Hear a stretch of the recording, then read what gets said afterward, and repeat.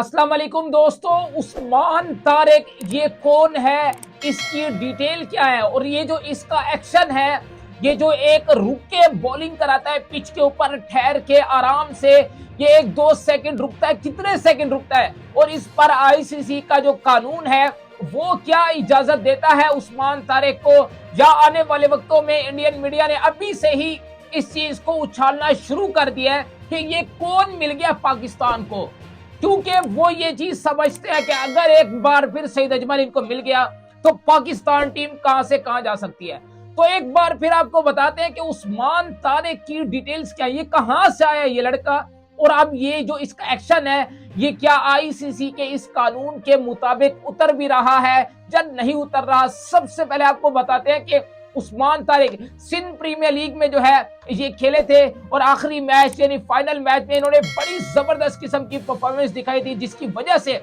एक दफा मैं मुश्ताक अहमद को सुन रहा था तो उन्होंने भी ये बात की थी कि इनका जो एक्शन है वो जरूर एक क्वेश्चन मार्क एक्शन जरूर होगा, लेकिन इनका एक्शन बड़ा जबरदस्त एक्शन है, ये कोई इलीगल एक्शन नहीं है। सबसे पहले आपको ये चीज समझनी है कि जो उस्मान तारिक है और अगर उसको कंपेयर करते हो मिस्री स्पिनर अबरार अहमद से, अबरार अहमद और उस्मान तारिक का जो एक्शन है उसमें डिफरेंस क्या है और आमतौर पे जो मिस्री स्पिनर होता है उसका डिफरेंस क्या है, इतना अच्छा उस्मान तारिक का एक्शन। सबसे पहले आपको ये चीज समझनी चाहिए कि उस्मान तारिक जो अपना एक्शन कंप्लीट करते हैं रनर अप से लेके एक्शन कंप्लीट करने तक वो करते हैं 4 सेकंड में। अगर इसके कंपैरिजन में अगर आप अबरार अहमद का करोगे तो अबरार अहमद अपना एक्शन जो है वो मुकम्मल करते हैं 3 सेकंड में, 1 सेकंड जो है वो ज्यादा लेते हैं। अब आपको बताऊं तो 1 सेकंड के अंदर जो है वो 25 फ्रेम्स होते हैं, अगर उसको टेक्निकली चीजों में जाएं तो 25 फ्रेम्स बनते हैं, तो ये 12 फ्रेम्स तक ग्रीस में रहते हैं। यानी इसका जो मतलब है वो ये है कि ऑलमोस्ट ये 1 सेकंड तक अपने रनर अप से लेके एक्शन को कंप्लीट करने तक इनके जो 4 सेकंड लग रहे हैं ना, उनमें से जो 1 सेकंड है वो ये ग्रीस के ऊपर गुजारते हैं। और वो कैसे गुजार रहे हैं, वो जो एक्शन अपना वो जो पूरा मुकम्मल कर रहे हैं एक्शन, उसके ऊपर जाके वो आराम से वो वहां पे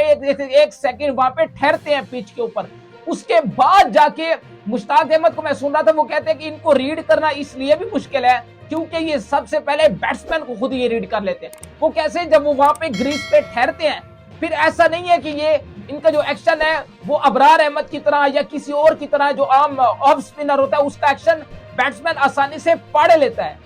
लेकिन जो उस्मान तारिक है ये बॉल को जो है वो पीछे से छोड़ते हैं।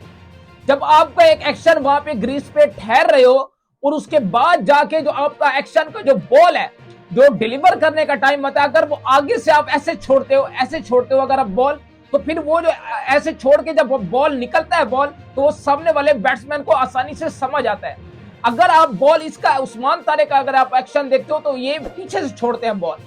जब आप पीछे से छोड़ते हो तो ये जरा इनका एक्शन देखे ना, ये थोड़ा सर के भी पीछे से एक्शन लाते हैं। ये सर के जब पीछे से एक्शन लाते हैं तो वो बैट्समैन बिल्कुल जज नहीं कर पाता। इस चीज की जो एग्जांपल है, प्राइड एग्जांपल, वो मैं आपको बताता हूं कि जिस तरीके से कराची किंग्स के शोएब मलिक ने इनको खेला, पहला ओवर 7, जिस तरह से 7वां ओवर इन्होंने कराया उस्मान तारिक ने अपने स्पेल का, उसमें अगर देखो जेम्स विंस हालांकि बहुत सेट खेल रहे थे वो, इसके बाद जो वो दूसरा जो न्यूजीलैंड का बैट्समैन है टीम साइफर्ट, वो बड़ा जबरदस्त खेला था क्वेटा की टीम को, क्वेटा के बॉलर्स को, लेकिन जब उस्मान तारिक आए उसको रीड नहीं कर पाए। वो क्यों रीड नहीं कर पाए, एक तो वो ग्रीस के ऊपर थोड़ा सा टाइम लेते हैं,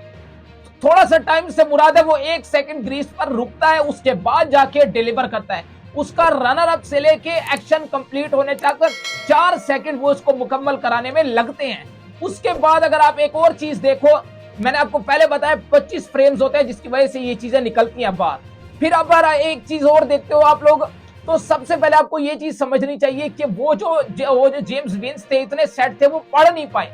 क्योंकि वो सामने डाउन द ग्राउंड ज्यादा हिट मारते हैं। आप जेम्स विंस को देख लो, टीम साइफर्ट को देख लो, वो सामने की तरफ ज्यादा हिट मारते हैं और वो जो उनका जो बॉल ग्रिप हो रहा था वो कोई इतना एक्स्ट्राऑर्डिनरी स्विंग नहीं हो रहा था बॉल, बल्कि वो हवा के अंदर ज्यादा लहरा रहे थे, जिसकी वजह से वो जो चीज थी वो लाइन और लेंथ वो मिस कर रहे थे। जेम्स विंस उनकी पढ़ने में मिस कर रहे थे, जिसकी वजह से वो इतने अट्रैक्टिव बॉलर नजर आए। और ट्विटर में तो लोग क्या से क्या कह रहे हैं कि जनाब ये कौन बॉलर निकला है, ये क्या निकला है, पाकिस्तान को क्या नया सितारा मिल गया। तो एक मैच से आप जज नहीं कर सकते, इसको कंप्लीट मैचेस आपको देने पड़ेंगे। उसके बाद 3-4 मैचेस अगर इसकी प्राइड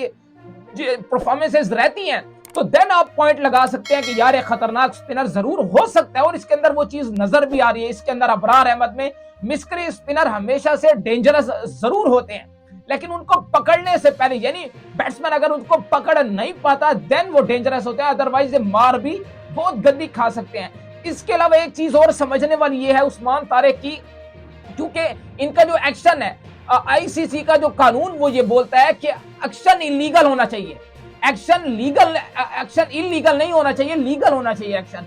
बैंड ना हो, इनका बैंड पूरी तरीके से नहीं हो रहा, पूरा एक आप इनका एक्शन रिपीट करो, वो पूरा जाता है एक्शन, पूरा कंप्लीट करते हैं एक्शन, और ये पूरा हाथ को घुमाते हैं। फिर उसके बाद वो जो रुकने का टाइम है उसमें ये एक्शन पूरा कंप्लीट नहीं कर रहे, बल्कि वहां पे ठहर के वो बॉलिंग कर रहे हैं। फिर ठहरने के बाद जब ये डिलीवर करते हैं,